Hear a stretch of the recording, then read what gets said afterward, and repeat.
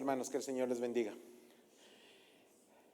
Hace unos no muy lejanos 2 años empezamos una crisis energética en el Ecuador que nos llevó a ser recursivos, que nos llevó a buscar caminos para poder hacer las cosas con la mayor normalidad posible. Lo cierto, amados hermanos, es que después de que ese tiempo ha transcurrido, hemos visto cómo la mano del Señor ha obrado para que en situaciones como la de hoy, de alguna forma programada, por así decirlo, por la empresa eléctrica, podamos salir adelante. Y yo doy gracias a Dios por lo que está haciendo en esta iglesia y por cómo nos ayuda a ser recursivos, a buscar los caminos para poder tener siempre estos servicios para la gloria del Señor. Y aún cuando tal vez no hubiese sido posible lograrlo como salió hasta ahora, igual lo habríamos hecho. Estaba todo el ministerio de alabanza, los siervos de hospitalidad, todo el cuerpo diaconal y persona, todos comprometidos con que este servicio pueda seguir adelante para la gloria del Señor. Si en algún momento tenemos que hacerlo solamente con pandero y con aplausos, lo haremos. Si es que algún rato tendremos que hacerlo solamente con la voz, pues que así sea, siempre y cuando el nombre del Señor sea exaltado. Y damos gracias al Señor por eso, y yo doy gracias a Dios por la vida de cada uno de ustedes. Les invito a que pongamos en oración este tiempo a los pies de nuestro Creador.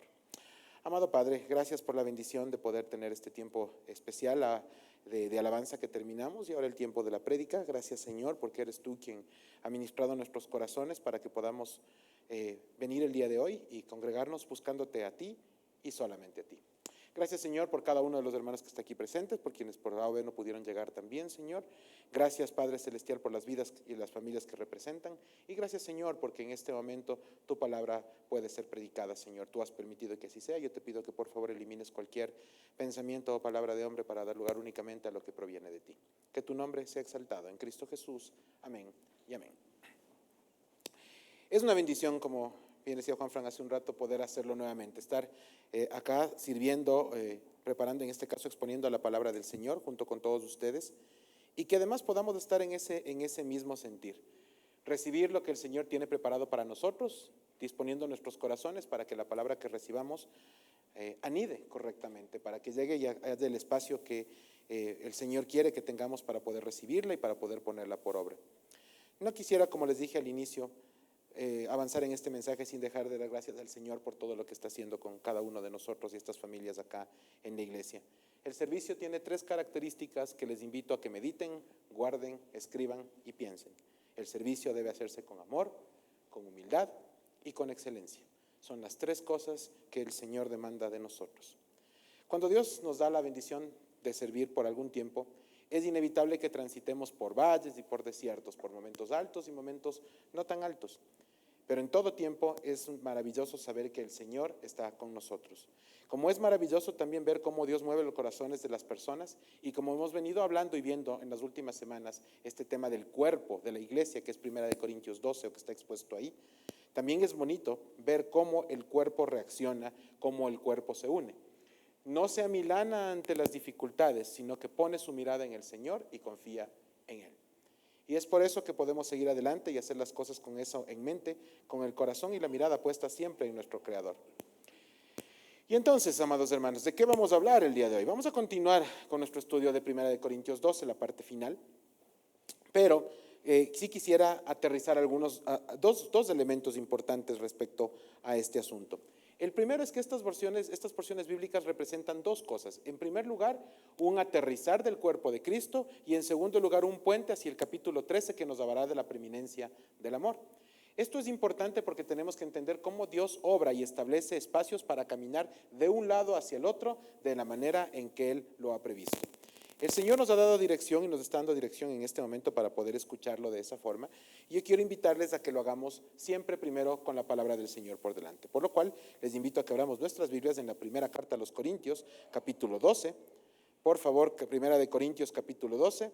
Y vamos a dar lectura a los versículos del 27 al 31. Primera de Corintios 12, versículos del 27 al 31. Como ustedes comprenderán, hoy no lo vamos a poner acá, tenemos que ahorrar un poquito de energía para asegurar que sigamos adelante. Les invito a que lo hagan en sus Biblias. Si alguien no tiene una Biblia, por favor nos avisen y con todo gusto les podemos facilitar una en este momento. Si no, júntese con su hermano que está por ahí también con su Biblia, y conforme encuentren la porción, les invito a que por favor nos pongamos de pie en reverencia a la palabra del Señor. Primera Carta a los Corintios, capítulo 12, el capítulo 12 de la primera carta a los Corintios, en donde daremos lectura, como mencioné, los versículos del 27 al 31. Dice la preciosa palabra del Señor: vosotros pues sois el cuerpo de Cristo y miembros cada uno en particular. Y a unos puso Dios en la iglesia, primeramente apóstoles, luego profetas, lo tercero maestros, luego los que hacen milagros, después los que sanan, los que ayudan, los que administran y los que tienen don de lenguas. ¿Son todos apóstoles? ¿Son todos profetas? ¿Todos maestros? ¿Hacen todos milagros? ¿Tienen todos dones de sanidad? ¿Hablan todos lenguas? ¿Lenguas, sí? ¿Interpretan todos?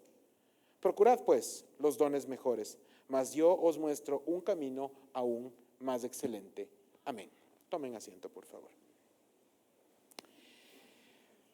Pablo cierra este capítulo afirmando que somos el cuerpo de Cristo.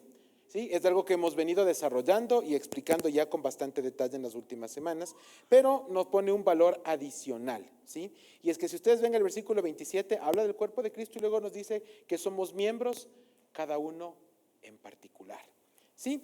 Somos parte del cuerpo, pero no dejamos de tener cualidades y características específicas que nos ayudan a articularnos con los demás.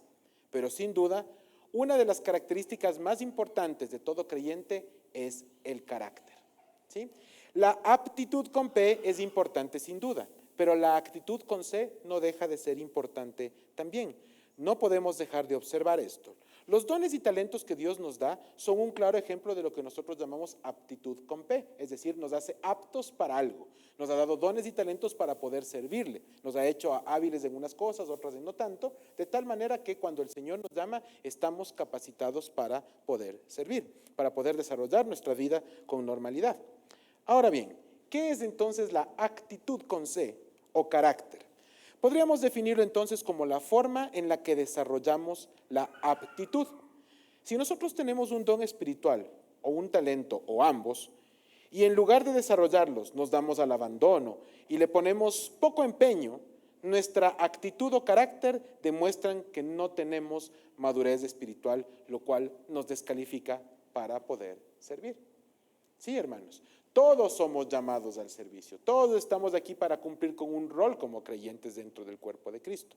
Pero si nosotros recibimos el llamado y no desarrollamos ese llamado, automáticamente estaremos demostrando que nos falta madurez espiritual. ¿Sí? Cristo nos dio un ejemplo de vida al trabajar con sus apóstoles, preparándoles para desarrollar el ministerio al que les había llamado. Les enseñó a menguar a sí mismos, les enseñó a trabajar en sus pensamientos, en sus emociones y en sus actos. Les enseñó a perdonar y les enseñó a renunciar a sí mismos por amor a Él. Y esto para mí es muy alentador, si les soy sincero, porque cuando yo veo todo lo que Cristo hizo con su grupo de discípulos, doy gracias a Dios por lo que hace con nosotros. Porque ciertamente nosotros, hermanos, hemos sido mucho más bendecidos. Nosotros hemos tenido la posibilidad de nacer en un mundo con muchas más comodidades, con muchas más oportunidades y posibilidades. La amplia mayoría de este auditorio ha recibido educación formal, ha desarrollado sus talentos de muchas maneras y estamos empezando, por así decirlo, un ministerio con mucha ventaja sobre el ministerio con el que empezó el Señor Jesucristo con sus apóstoles, con un grupo de personas que no eran preparadas, que no tenían conocimientos mayores, que no tenían habilidades desarrolladas. Sin embargo, el Señor Jesucristo mostró lo que Él puede hacer en la vida de una persona. Y a mí me da mucha alegría y mucha paz saber que el Señor está obrando en los corazones de cada uno de nosotros, como lo hizo en su momento con cada uno de sus discípulos. ¿Para qué? Para potenciar, para desarrollar esos dones y talentos que ya estaban recibiendo y ponerlos por obra dentro del ministerio al que el Señor mismo les llamó. Hoy nosotros tenemos esa misma responsabilidad, la responsabilidad de ser enseñados y la responsabilidad de enseñar, de caminar, de crecer y madurar en los caminos de la fe. Ahora bien, Pablo no concluye esta sección sin antes listar algunos de los dones espirituales que se habían manifestado en la vida de las iglesias y de manera puntual en la iglesia de Corinto.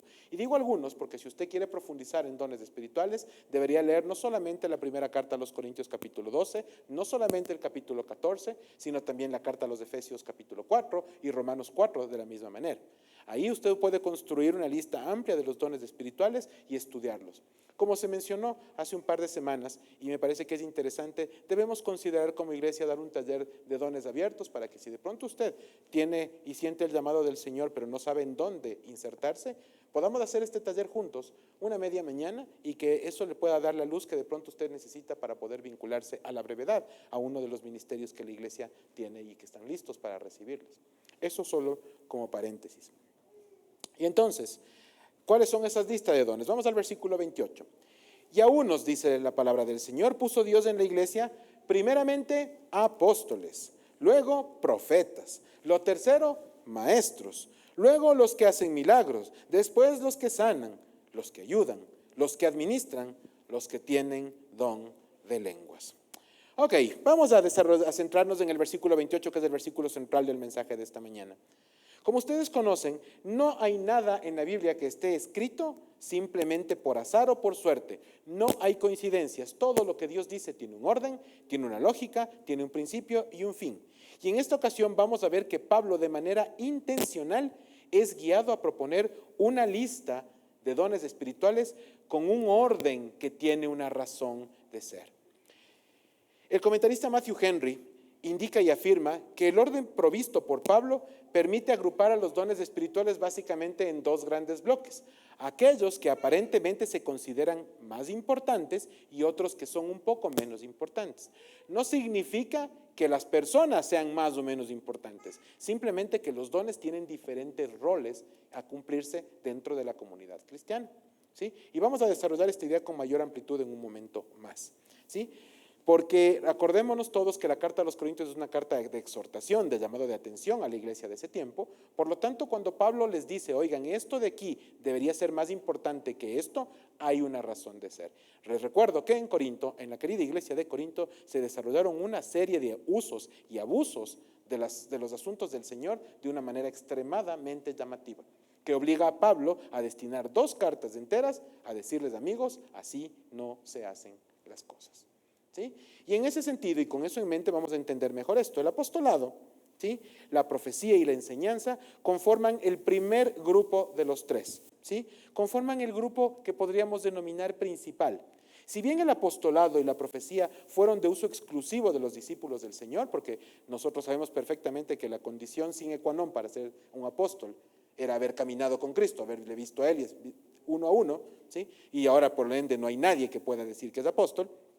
Ese asunto cesó y hay que aclararlo, pero Pablo sí lo cita porque en ese momento los apóstoles estaban en pleno ministerio, ¿sí? Es decir, ese don con llamado específico ya cesó, ¿sí? Esa es claramente la posición de nuestra iglesia, porque ninguno de nosotros aquí ha vivido 2000 y pico de años, ¿verdad? Como para decir que hemos caminado con el Señor Jesucristo y somos sus discípulos o sus apóstoles.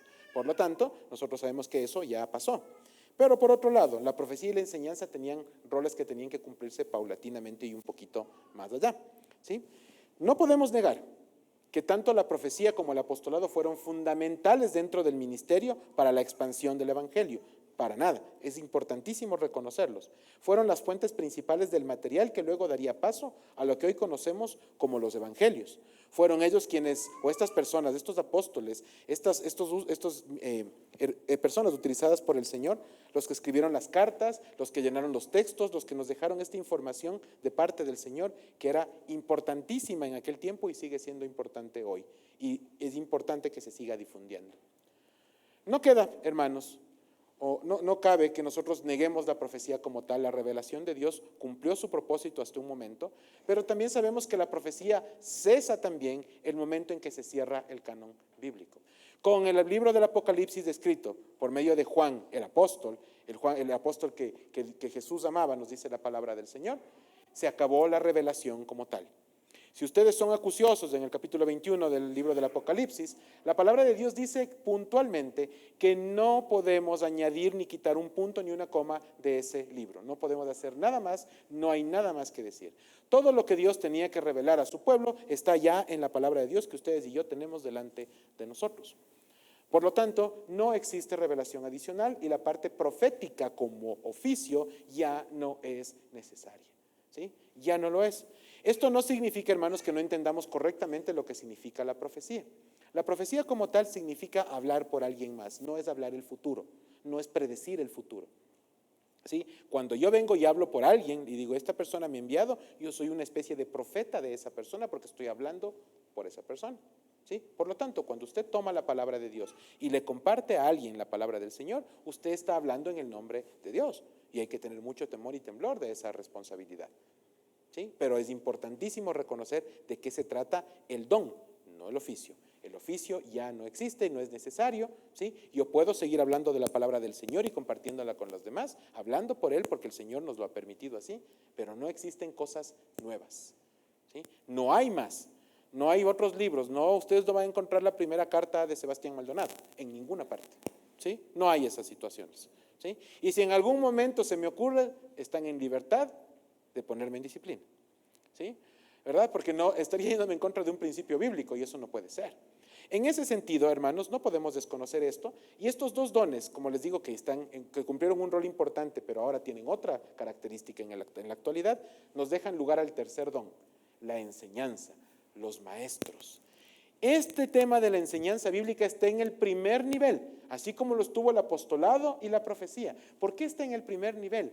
La palabra de Dios nos exhorta y nos dice que no podemos hacernos muchos maestros los unos de los otros, ¿sí? Y eso es cierto, porque hay una gran responsabilidad en pararse delante de un grupo de personas y exponer y enseñar la palabra del Señor. No es solamente el hablar o el decir, sino estudiar la palabra del Señor, escudriñarla y extraer la verdad bíblica para poder compartir con los hermanos aquello que el Señor ha dicho verdaderamente en su palabra y no lo que yo quiero que diga o creo que dice. ¿Me explico? Esa es la diferencia. La enseñanza es vital dentro de la vida de la iglesia, es responsabilidad de la iglesia el capacitar a sus siervos, capacitar a la grey, enseñar y predicar la palabra del Señor. Esa es nuestra responsabilidad como cuerpo. La de la grey es recibir la enseñanza, ser instruidos en justicia, recibir la palabra de Dios para ponerla por obra. Esa es la labor que tiene cada uno de ustedes y que tenemos todos cuando estamos sentados acá. Pero cuando las personas son llamadas al servicio de la enseñanza, amados hermanos, hay mucha responsabilidad y también mucha preparación detrás de todo eso. Yo les invito a que oren siempre por todas las personas que están o estamos de alguna manera enseñando. Hay mucha responsabilidad. Pero al mismo tiempo oremos también por aquellos de ustedes que hoy están sentados de ese lado y que seguramente el Señor llamará en su tiempo a que se levanten también y ocupen espacios para enseñar a niños, a mujeres, a jóvenes, a adultos, a varones, a quien haya que hacerlo para la gloria del Señor.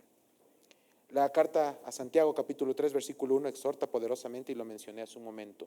No os hagáis maestros muchos de vosotros sabiendo que recibiremos mayor condenación. No se trata de hablar bonito, no se trata de hablar bien, se trata de predicar la palabra de Dios. Ninguno de nosotros se puede parar en este púlpito ni en ningún otro a dar puntos de vista, sino a predicar lo que el Señor ha revelado. Y en ese ámbito, una advertencia de esa naturaleza no puede aplicarse a situaciones menores o de riesgo pequeño, sino únicamente a aquellas cosas que son importantes y exhorta a escuchar con atención lo que Dios nos está enseñando. El segundo bloque de dones listados en esta porción está separado en el texto bíblico por la palabra luego. Si ustedes bien dicen después esto primeramente, luego y empiezan los siguientes dones, ¿no es cierto? ¿De qué dones está hablando en eso? O más bien, bueno, antes de eso, ¿qué significa luego? Posterior, después, denota un segundo orden, ¿sí? Viene lueguito de, ¿sí? ¿A qué se refiere? Milagros y los que sanan. Básicamente voy a referirme a esos dos en este momento. Estos dones de tipo apostólico, y escúcheme bien, de tipo apostólico, están vinculados estrechamente en aquel tiempo a la difusión del evangelio, dando testimonio de qué o de quién, del poder de Dios. ¿Quién al final del día es quien hace los milagros? ¿Quién levanta muertos? ¿Quién sana a las personas? ¿Quién calmó el mar? Dios, y solamente Dios, y nadie más. No fueron los apóstoles los que hicieron el milagro, siempre fue Dios el que estuvo obrando en este tema. Por lo tanto, estamos hablando de una señal de la figura mesiánica de Cristo. Como recordarán, una de las señales proféticas del Mesías, está escrito justamente en los libros de los profetas, es que cuando el Mesías llegara a la tierra iba a hacer ciertas cosas que lo iban a distinguir claramente como el ungido del Señor. ¿Sí? Cuando Juan el Bautista quiso comprobar si Jesús era o no era el Cristo, el Mesías prometido, envió a los discípulos de él, de Juan el Bautista, a preguntarle al Señor. Vamos por un momento al Evangelio de Mateo capítulo 11, versículos 5 y 6. ¿Qué dice el Evangelio de Mateo? Cuando llegaron estas personas a preguntarle al Señor Jesucristo, el Señor Jesucristo responde: los ciegos ven, los cojos andan, los leprosos son limpiados, los sordos oyen, los muertos son resucitados, y a los pobres es anunciado el Evangelio. Y bienaventurado es el que no halle tropiezo en mí. Al recibir Juan el Bautista esta respuesta del Señor, no necesitó absolutamente nada más. No era necesario que Jesús vaya donde él y le diga: oye, primo, ¿cómo dudas de mí? Pues ya sabes quién soy. ¿Sí? No fue necesario. Cuando escuchó eso, Juan entendió. ¿Y por qué entendió?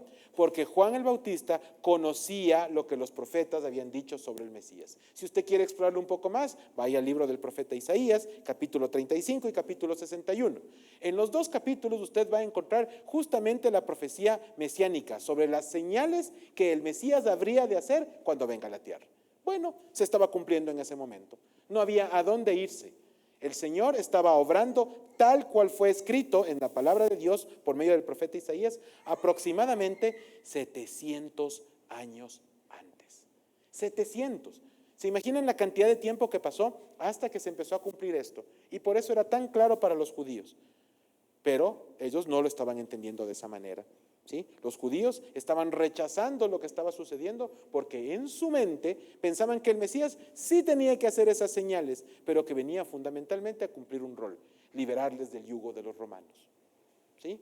Los judíos siempre se sintieron oprimidos por alguien más y estaban buscando un libertador, pero un libertador militar, un general, un líder de guerra que venga a hacer eso. Y el ministerio del Señor Jesucristo, claro que consistía en darnos libertad, pero no ese tipo de libertad, sino la libertad que realmente importaba, la definitiva, y liberarnos del pecado para que podamos vivir de una manera distinta, para que tengamos un futuro verdadero, porque de otra manera todos estábamos condenados, nacíamos condenados al infierno. Sin embargo, el Señor Jesucristo trajo otro tipo de ministerio que la verdad no les gustó a los judíos de aquel tiempo. Es importante señalar, hermanos, que Dios sigue obrando milagros y sanidades en el tiempo actual. Claro que sí.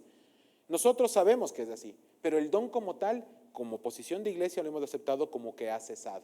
Es decir, no descansa en una persona. Ya no vemos a esas personas que ahora vienen imponiendo manos por aquí y por acá, ni cuya sombra va sanando a las personas. ¿Sí? No vemos esas cosas ahora. Lo que nosotros estamos viendo es a un Dios que sigue obrando milagros, sanidades, claro que sí, de acuerdo a su voluntad.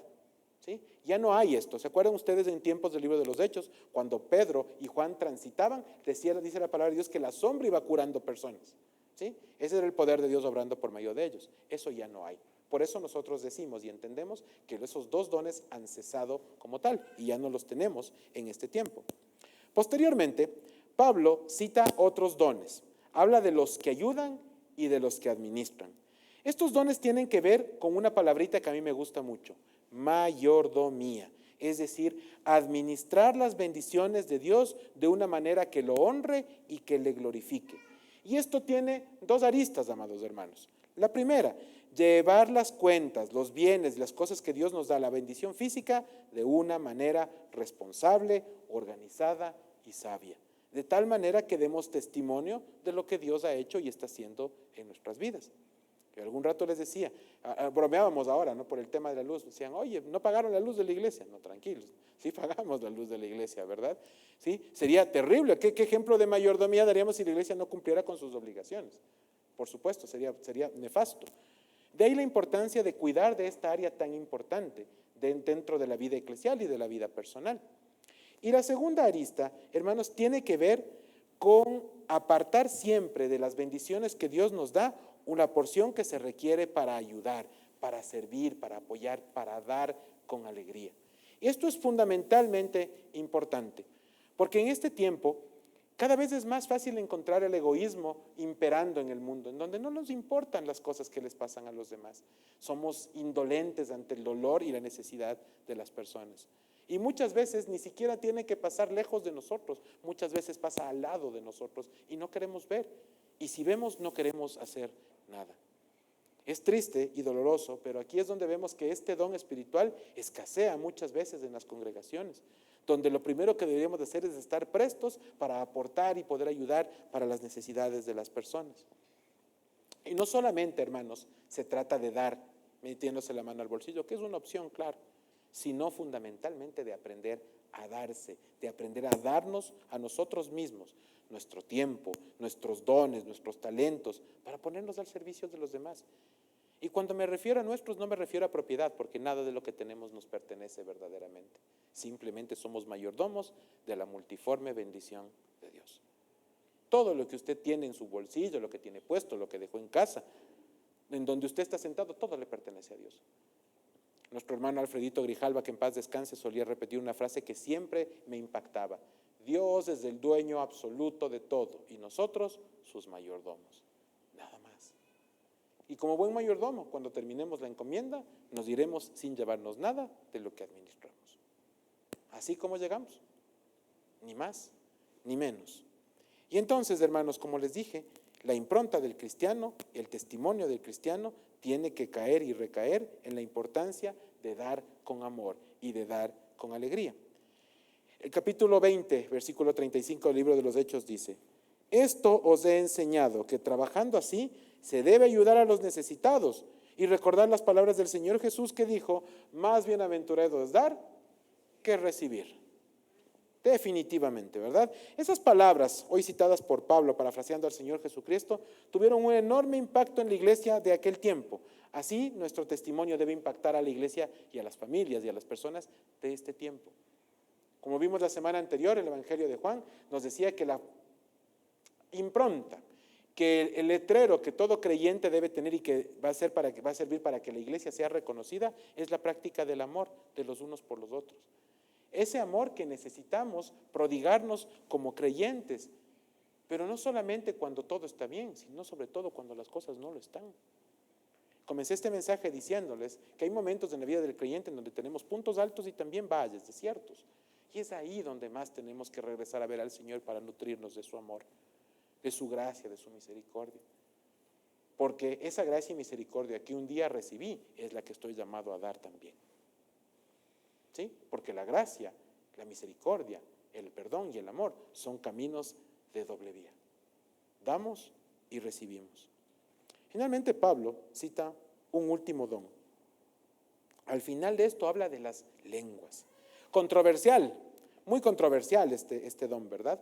El haber dejado esto para el final, además, no es una coincidencia ni es un hecho menor.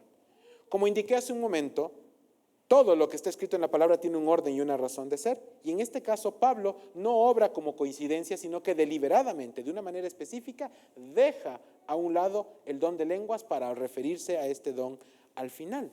Pero la pregunta es ¿por qué? ¿Qué es lo que estaba sucediendo en la iglesia de Corinto con respecto a este don? Cuando nosotros leemos el capítulo 14, es decir, nos adelantamos, saltamos del 3 y vamos al 14 de esta carta, nos encontramos con un acápite completo que se refiere a la administración del don de lenguas. Si ustedes corren 2 hojitas, van a encontrar ahí la parte, el título en la mayoría de Biblias Reina Valera dice el don de lenguas o las lenguas, ¿sí? Y ustedes van a encontrar un desarrollo interesante e importante respecto a esto, ¿sí? Pero no es una sección que está ahí escrita para resaltar la importancia del don, sino para corregir el abuso que la iglesia de Corinto había estado haciendo de ese don. ¿Sí? Por eso es importante tener claro el contexto de las cartas. Si yo leo eso, puedo decir, mira, pero si la palabra de Dios destina un capítulo completo a hablar sobre el don de lenguas, debe ser muy importante. Lo que era importante era exhortar sobre el abuso que se estaba cometiendo. Eso es lo que era importante.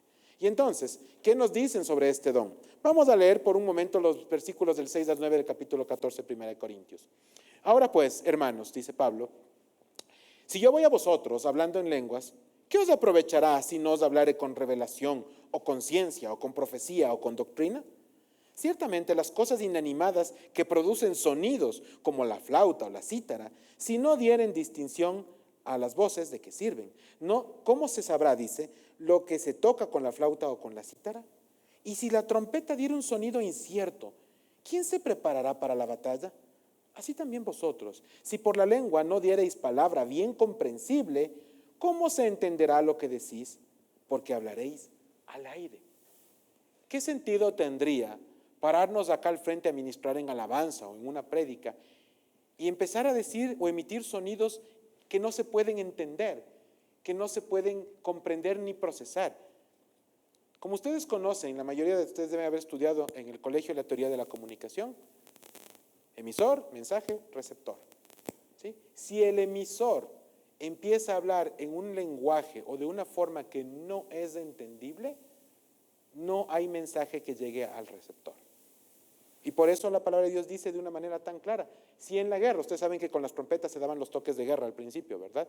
Si en la guerra se suena la trompeta y el ejército no entiende el sonido de la trompeta, van a perder, porque no saben en qué momento de la batalla están, ni qué es lo que tienen que hacer o dejar de hacer.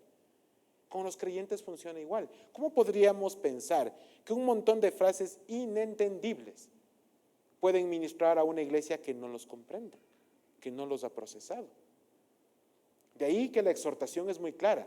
En la iglesia de Corinto, el abuso de este don era escandaloso, a falta de otra palabra.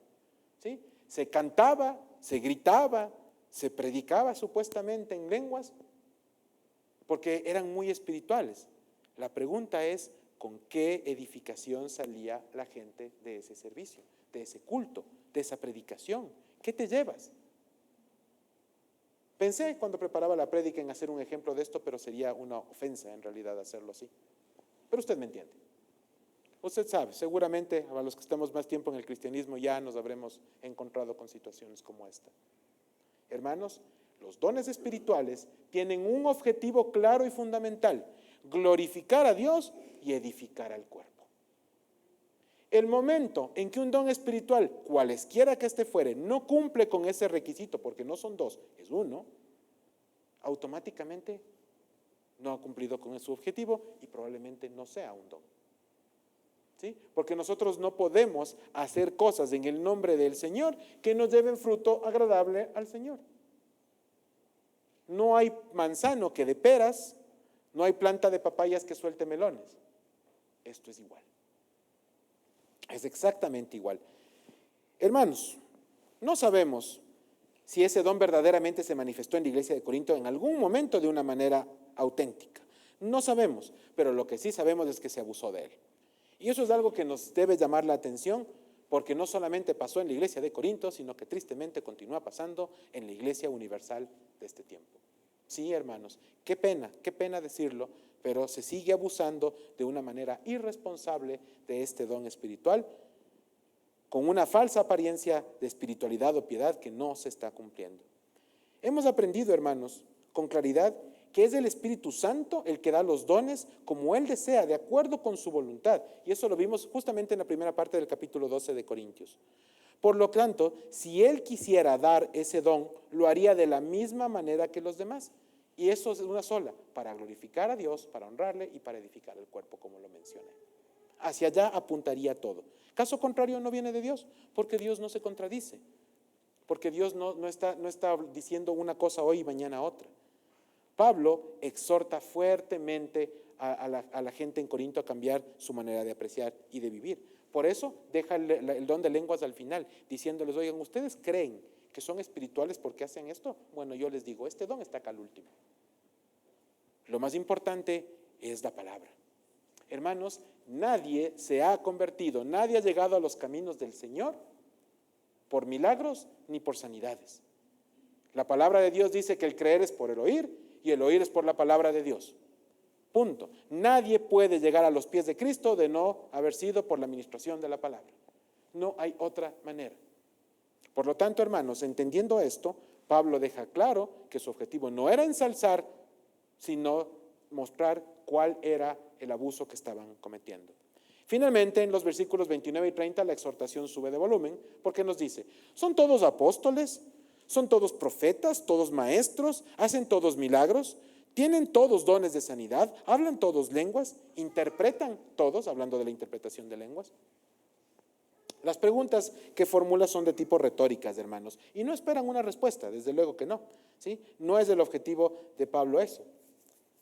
Pero el Señor Jesucristo sí nos dejó instrucciones específicas sobre cómo teníamos que hacer las cosas. Solo como dato, el único que tuvo todos los dones, y por ende no es comparable con ninguno, es el Señor Jesucristo. Él sí hizo gala de tenerlos todos, por supuesto. Pero fuera del Señor Jesucristo no hay nadie sobre la faz del planeta Tierra, de ayer, de hoy, ni de mañana y nunca vendrá, que tenga todos los dones espirituales. ¿Sí? No hay ninguno. ¿Por qué es importante tener claro esto? Porque el Espíritu se manifiesta dentro de la comunidad y nos va dando lo que nosotros necesitamos los unos de los otros para complementarnos y para construir la iglesia. ¿Sí? Eso es lo que está haciendo. El Espíritu Santo no se equivoca. Y el apóstol busca dejar claro que la diversidad de dones repartidos en el cuerpo es de mucha importancia y que el complementarnos los unos a los otros es vital para la vida de la iglesia. Yo no puedo caminar pretendiendo ser un llanero solitario que no necesita de los demás. Por el contrario, es vital entender que yo necesito de todo el cuerpo para poder hacer las cosas. Si no trabajamos en conjunto, la iglesia no va a caminar nunca, a ninguna parte, porque la unidad del cuerpo es fundamental. Y entonces ahí cobra sentido, ahí sí entendemos por qué en la diversidad hay riqueza, por qué por qué a veces peleamos por dones que no tenemos cuando hay otros que sí los tienen. Y debemos dar gracias a Dios porque no nos falta la gente que nos va complementando para hacer las cosas, para seguir hacia adelante. Hermanos, a veces pensamos y nos acostumbramos a pensar que lo común es fácil y es sencillo, pero atrás del servicio al Señor hay tiempo, atrás del servicio al Señor hay energía, atrás hay recursos, hay la disposición del corazón, disposición al corazón que ustedes y yo también estamos llamados a hacer. Si usted el día de hoy vio que unos corrían, otros bajaban y que los cables y las cosas venían, yo espero que eso a usted le motive para que la próxima vez que tengamos que enfrentar algo así, también pueda sumarse y ayudar en todo lo que haya que hacer. Para servir al Señor no solamente está el púlpito o un espacio de enseñanza, esas son cosas puntuales, pero para servir al Señor solo hace falta disposición, porque el llamado ya está. Quien crea que el Señor no le ha llamado no ha escuchado con atención. El Señor nos llama absolutamente a todos. Acuérdense ustedes que para cumplir con el objetivo fundamental de la iglesia, de ir y hacer discípulos, se requiere del concurso de todos. Finalmente, afirma más bien el apóstol Pablo en el versículo 31. Procurad pues los dones mejores, mas yo os muestro un camino aún más excelente. Este es el versículo puente hacia el capítulo 13 que yo mencioné hace un momento. ¿Por qué es puente? Porque nos va a llevar de hablar de los dones, del trabajar como cuerpo, hacia esa cosa que es más importante que todos, hacia ese elemento clave, el amor. Y nos vamos a referir a eso la próxima semana. No me voy a detener mucho en esto por ahora, pero sí en la primera parte, en la parte A del versículo. Procurad los mejores dones. Esta no es una invitación ni a envidiar, ni a codiciar, sino a amar al prójimo, dar gracias a Dios por los dones que tiene mi hermano, que tiene mi hermana. Gracias a Dios por eso, porque eso nos edifica a los demás. ¿Qué pasaría si no hubiera nadie que los tenga? ¿Qué sucedería si no tuviésemos a esa persona o personas que están con nosotros cumpliendo con el llamado que el Señor les ha hecho? Qué lindo es encontrarnos con un grupo de hermanos, ojalá toda la iglesia pronto, en donde tengamos claro que ninguno de nosotros viene a hacer las cosas por alguien que no sea para el Señor. Cuando la mirada está en Cristo, hermanos, no importa el temporal, vamos a salir adelante porque descansamos en quien debemos descansar, porque venimos de quien debemos venir, porque buscamos a quien debemos buscar. La iglesia del Señor tiene toda clase de necesidades, pero siempre va a necesitar corazones dispuestos para servir con amor y con entrega. El amor, hermanos, es el único combustible que no se agota. La necesidad, las circunstancias, el miedo se acaban, pero el amor no. La palabra de Dios dice, como lo veremos la próxima semana, que el amor nunca deja de ser. Si usted quiere encontrar la motivación verdadera para su servicio, para su ministerio, para su vida con el Señor, piense en el amor, busque en el amor, ore cada mañana al Señor y pídale que le enseñe a amarle un poquito más, cada día un poco más, de tal manera que esa fuente inagotable sea la que le lleve a usted y a mí a los pies de Cristo cada día de nuestras vidas. Es mi oración y le invito a que sea también la de todos ustedes, que esta congregación no se pierda ni una sola oportunidad de servir a los demás, y así podamos mostrar esa impronta. No piense solo en el mundo lejano, aquí en nuestra comunidad. ¿Por qué queremos que nos distinga la comunidad del bosque en la que estamos ubicados? por el amor que se practica en la iglesia. Tenemos y soñamos con tener al menos una brigada médica para atender a gente con necesidad este año aquí. La pregunta que deberíamos estarnos haciendo todos es: ¿cómo voy a poder colaborar y sumarme yo para eso? ¿Cómo voy a poder servir en ese espacio? Para impactar vidas, hermanos. No solamente para regalar una pastilla, sino para dar esperanza a la gente. Para recordarles que sí, amamos a los demás, amamos a nuestro prójimo y que en lo que podamos estamos dispuestos a servir. Eso es fundamental para la vida de todos. Amados hermanos, el Señor obra de maneras misteriosas, explícitas o implícitas, pero siempre está obrando, siempre está pendiente de nosotros como individuos, como familia y como congregación. El llamado es del Señor, como lo mencioné hace un instante, pero la responsabilidad, y también lo dije yo y lo recalco, de cultivar ese llamado es de cada uno de nosotros. En la parábola de los talentos, el Señor entrega no solamente una moneda o un talento o varios talentos a las personas, no entrega solo dinero, entrega una comisión, porque había que hacer algo con esas monedas. A nadie le dejó el Señor esto para que se lo meta al bolsillo. De hecho, ustedes saben cómo terminó el que sí lo hizo, ¿verdad? Pero a los demás les comisionó y les dejó una tarea.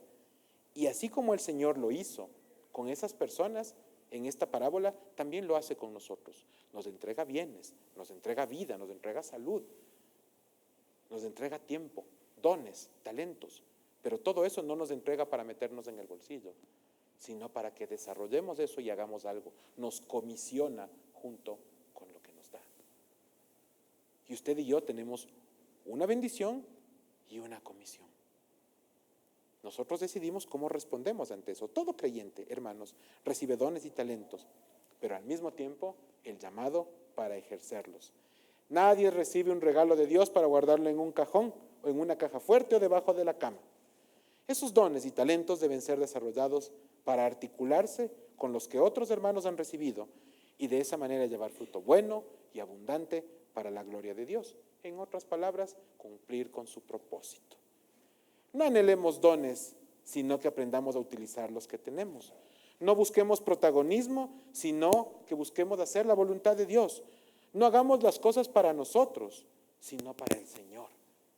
Amados hermanos, miren a su alrededor y miren con atención. Ahí están los hermanos y hermanas con los que usted alaba, adora y convive cada domingo. Están juntos. Y ahí donde ven esas personas, ustedes ven necesidades también.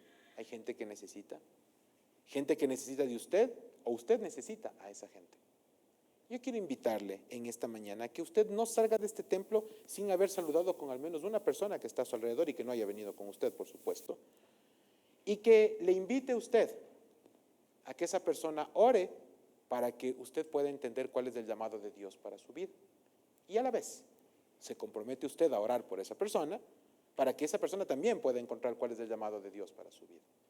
Si oramos los unos por los otros para entender y tener claridad en la voluntad de Dios, estamos haciendo algo verdadero. ¿Sí? No se pierda esa oportunidad. No salga del templo sin preguntarle el nombre, tal vez si no lo sabe, y pídale que ore por usted y usted ore por esa persona durante esta semana. No se olvide de hacerlo, no deje de hacerlo. Construir comunidad va mucho más allá de darnos un abrazo. Construir comunidad es preocuparnos genuinamente por los demás. Y en ese sentido, hermanos, sabemos, y yo no les voy a mentir, que vendrán días difíciles, vendrán pruebas, dificultades, ataques, y como reflexionamos ayer con el Ministerio de Alabanza, nosotros escogemos cómo queremos enfrentar ese temporal. O lo hacemos solos, o lo hacemos con Dios y con el cuerpo. Y les voy a hacer la misma respetuosa sugerencia y consejo que le di al Ministerio de Alabanza el día de ayer, a cada uno de ustedes. Hermanos, transiten su vida de la mano de Dios y con el cuerpo, en conjunto. Porque cuando vienen los tiempos difíciles, cuando el viento sopla feo y tememos incluso, ahí está Dios sosteniéndonos y el cuerpo apoyándonos. Y eso es una bendición y eso es un testimonio en mi vida y estoy seguro que en la de muchos de ustedes también. Es por eso que hoy le invito a que lo hagamos juntos de la mano del Señor. Oremos. Padre amado, gracias por esta mañana y gracias por darnos la bendición de poder tener este tiempo a pesar de las dificultades. La gloria sea para ti. Gracias por tu palabra, gracias por la iglesia, gracias por el cuerpo. Gracias, Señor mío, por los dones y por los talentos. Gracias por los siervos que ya están respondiendo, por los que responderán. Señor, que la gloria, la honra y el honor en sus ministerios, en los nuestros, en los de esta iglesia, sean siempre para ti. Que te veamos a ti, Padre Celestial, como la razón, el origen, el norte de todo, nuestra inspiración, nuestro camino. Gracias, Padre Celestial, por darnos esta posibilidad de predicar tu palabra en esta mañana. En el nombre del Señor Jesucristo oramos. Amén y amén.